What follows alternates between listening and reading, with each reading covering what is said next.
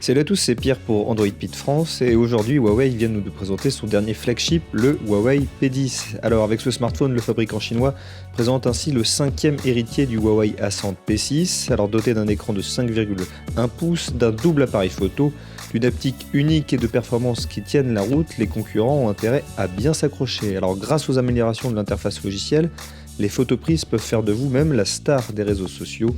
Découvrez tout de suite notre ressenti.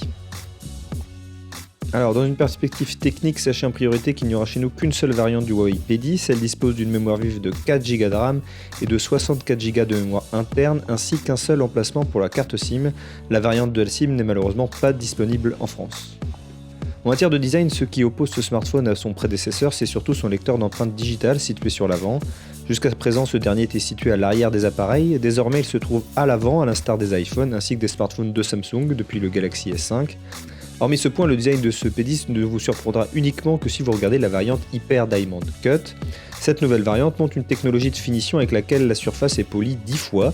Cette surface obtenue affiche ainsi de nombreux petits triangles qui permettent une bonne réflexion. L'arrière de l'appareil est d'ailleurs plutôt rugueux.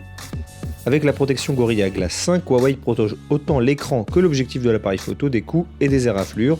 Une chute de 1,8 m ne devrait pas endommager le verre en principe. Par contre, la couleur de l'aluminium anodisé disparaîtra avec le temps. Malgré la protection nano coating qui protège l'appareil de l'eau, Huawei fait l'impasse sur la certification IP du P10. Le fabricant se place donc consciemment en deçà de la concurrence de l'iPhone 7, du Samsung Galaxy 7 ou encore du Sony Xperia X7 qui propose la certification IP67, voire supérieure. L'écran de 5,1 pouces du Huawei P10 utilise une définition Full HD et un panneau IPS. Huawei ne nous emmènera pas dans le monde de la VR. Si vous désirez vivre une belle expérience avec des Dreams, vous devrez plutôt opter pour le Lenovo Moto Z ou le Google Pixel. Alors au niveau de l'interface logicielle, c'est EMUI 5.1 qui est une version améliorée de l'interface que nous trouvions jusqu'à maintenant sur les appareils de Huawei. Sur ce P10, la différence avec le Mate 9 est tout simplement que l'application de l'appareil photo est améliorée et une nouvelle application de galerie GoPro est ajoutée. Malgré la nouvelle version de EMUI, Huawei fonctionne malgré tout sur Android 7.0, mais il n'y a que peu de différence avec Android 7.1. EMUI est plus qu'une simple interface, Huawei la place au cœur de nombreux changements.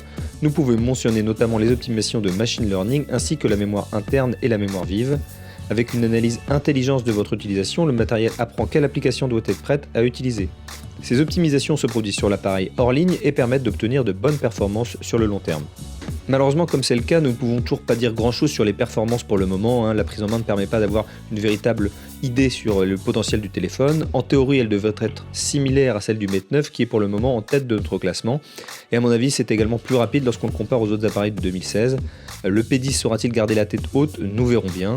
En ce qui concerne les performances gaming, sachez que l'association du Kirin 960, le processeur donc du coup de ce Huawei P10, et de l'API Vulkan est un atout important. Au niveau de la qualité sonore, nous trouverons dans la boîte simplement des écouteurs en plastique. Sur l'appareil, nous avons un haut-parleur mono. Il n'y a pas de microphone spécial du Mate 9 qui visait à réduire le bruit. Nous attendons donc une qualité de son assez moyenne. L'appareil photo est un des atouts de ce nouveau smartphone de Huawei. Alors à l'arrière, le Huawei P10 utilise la même configuration que sur le Huawei Mate 9, c'est-à-dire un objectif de 20 mégapixels en noir et blanc associé à un objectif de 12 mégapixels qui lui prend les couleurs. Alors à l'avant, nous trouvons un appareil de 8 mégapixels pour la première fois et il vient de chez Leica. L'ouverture de l'appareil photo frontal est de f1.9. Avis au Groupie, c'est-à-dire les selfie de groupe, vous trouverez un mode qui améliore les angles de vision. L'appareil photo principal utilise une lentille Summarit, une ouverture f2.2 et propose un zoom hybride. Les images peuvent être zoomées fortement, doublées même sans perte. Le système utilise la différence de résolution des capteurs.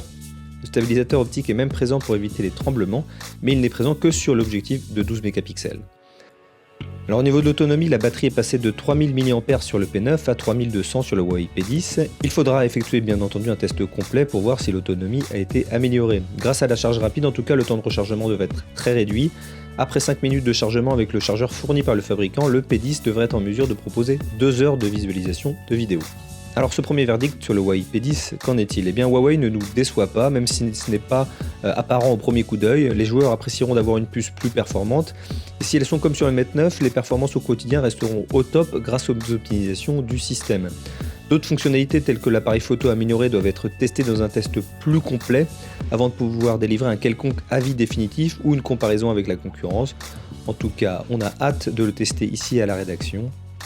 En attendant, n'hésitez pas à vous abonner à notre chaîne YouTube, à nous suivre bien entendu sur notre site Android Pit, et on se retrouve très vite pour de nombreuses vidéos pour ce Mobile World Congress 2017.